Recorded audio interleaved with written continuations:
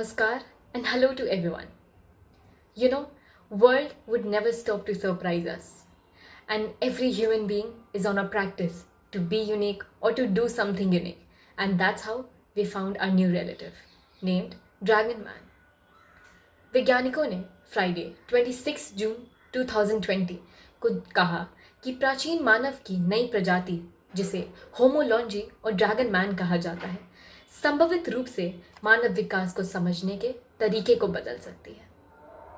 Researchers ने अपने finding में कहा फ्राइडे को इनोवेशन जर्नल में 3 अलग अलग पात्रों के रूप में प्रकाशित हुए कि होमोलॉन्जी निएंडरथाल्स को हमारी अपनी प्रजाति होमो सेपियंस के निकटतम रिश्तेदार के रूप में बदल सकता है।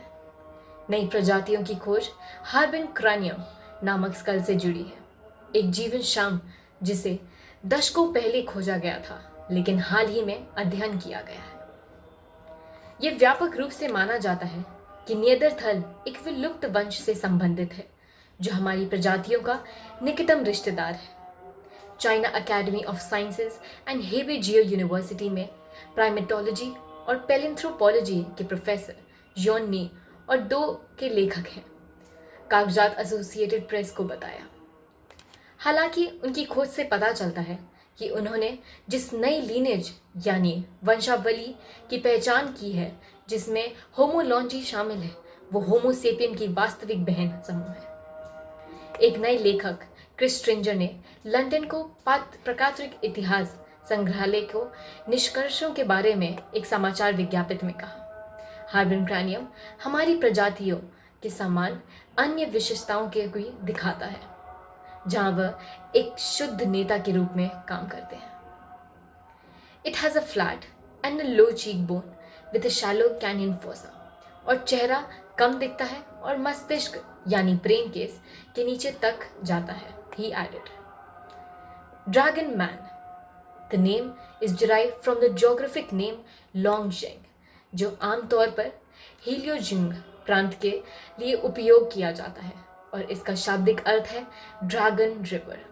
एक अंतर्राष्ट्रीय टीम द्वारा किए गए अध्ययन के अनुसार और हेबे जियो में एक प्रोफेसर क्वांग जी के नेतृत्व में चीन में भी विश्वविद्यालय के अकॉर्डिंग इसमें कहा गया है कि स्कल जो लगभग 9 इंच लंबी है और 6 इंच से अधिक वाइड है, एक मस्तिष्क को धारण करने के लिए पर्याप्त है जो एक आधुनिक मानव के आकार के समान है।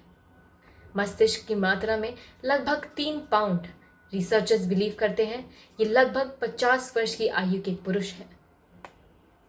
माना जाता है कि क्रैनियम की खोज 1933 में हुई थी जब चीन के हेलियोजिगोंग प्रांत में हार्बिन शहर में सोंगवा नदी पर एक पुल बनाया गया था। अध्ययन में कहा गया कि सातिक साइट के बारे में जानकारी इसे लंबे और भ्रमित इतिहास के कारण हो गई थी। चाइनीज अकेडमी ऑफ साइंसेज के यूंगी गी और अध्ययन टीम के सदस्यों में से एक ने कहा कि काफ़ी कॉन्फिडेंट थी ये 1,46,000 साल से अधिक पुराना है। ऑल्दो रिसर्च टीम ने इसे डिस्क्राइब किया है एज अ न्यू स्पीशी एक सेपरेट इंटरव्यू में विद यूके प्रेस एसोसिएशन के साथ। स्ट्रेंजर ने भी कहा कि वह इस बात से सहमत थे कि स्कल की अन्य प्रकार के प्राचीन मानव होमो एलियंस से संबंधित एक अन्य जीवन शाम के समान है, एक अन्य प्रकार का प्राचीन मानव। इसके बावजूद जीवन शाम की आकृति विज्ञानवाद के मानव विकास के बारे में बहुत जानकारीपूर्ण है, उन्होंने कहा।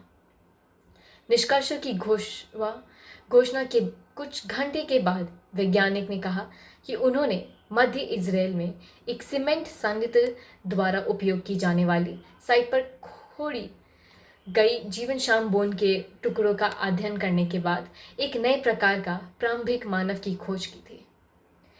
नेशर Ramla Homo named after the place south east of Tel Aviv where it was found may have live alongside our species. Homo sapiens के साथ 1 लाख से अधिक वर्षों के रह सकते हैं और यहाँ तक कि इंटरब्रेड भी हो सकता है, रिसर्चर्स ने कहा। And that's all about the dragon man. Thank you.